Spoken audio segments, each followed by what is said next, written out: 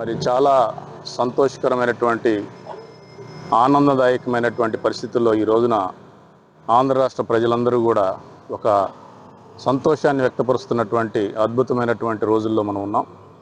దానికి ముఖ్య కారణం మనందరికీ తెలుసు.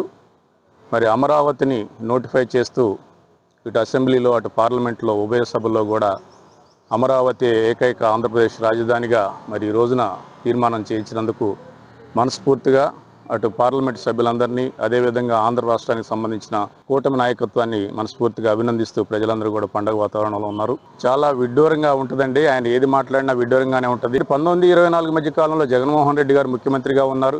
మరి అప్పుడు ఈ మావిగాని ఎక్కడికి వెళ్ళిందో, మళ్ళీ లేకపోతే ఇంకేదన్నా పేర్లు ఎక్కడికి వెళ్ళిందో మనకు తెలియదు. కానీ ఆ రోజు 3 రాజధానులు అంటూ ఆయన ఆడినటువంటి నాటకం మరి ఆంధ్రప్రదేశ్ ప్రజల్ని మభ్యపెట్టేటటువంటి ప్రయత్నం ఆంధ్ర రాష్ట్ర ప్రజలందరూ చూశారు.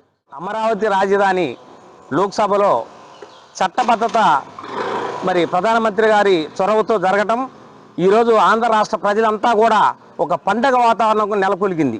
ఒక సంక్రాంతి, ఒక క్రిస్మస్, ఒక రంజాన్ లాగా 3 పండగలు కలిపి ఎలా వచ్చినాయో ఆ విధంగా ప్రజలంతా కూడా కులమత భేదం అభిప్రాయాలు లేకుండా పార్టీలకు అతీతంగా పండుగ చేసుకున్నారు. మరి ఈ చట్టబద్ధత అమరావతి రాజధాని కావటం కొంతమందికి ఇష్టం లేదు. అది ఎందుకు ఇష్టం లేదు అనేది మరి ప్రజలు మేలు చేసే విధంగా ఉండటం, వాళ్ళకి ఇష్టం లేకపోవడం ఏందో ఎవరికి అర్థం కావట్లా. వైజాగ్ వాళ్ళంతా కూడా చెప్పారు రాజధాని అనేది అమరావతి చాలా మంచి ప్రాంతం. మరి రైతులు నమ్మించి మీరు 32,000 ఎకరాలు పొలం తీసుకొని రైతుల దగ్గర తీసుకున్నారు, వాళ్ళు సంతోషంగా ఇచ్చారు. కాబట్టి అక్కడ రాజధాని అనేది నిర్మించడము మాకు ఎంతో సంతోషదాయకంగా ఉంటుంది.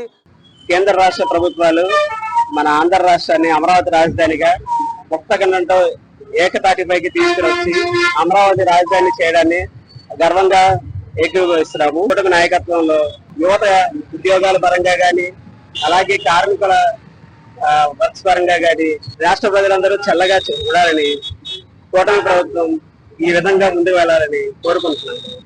మన రాష్ట్రం యొక్క పరిపాలన, కూటమి ప్రభుత్వం పరిపాలన చాలా అంటే చాలా అద్భుతంగా ఉంది.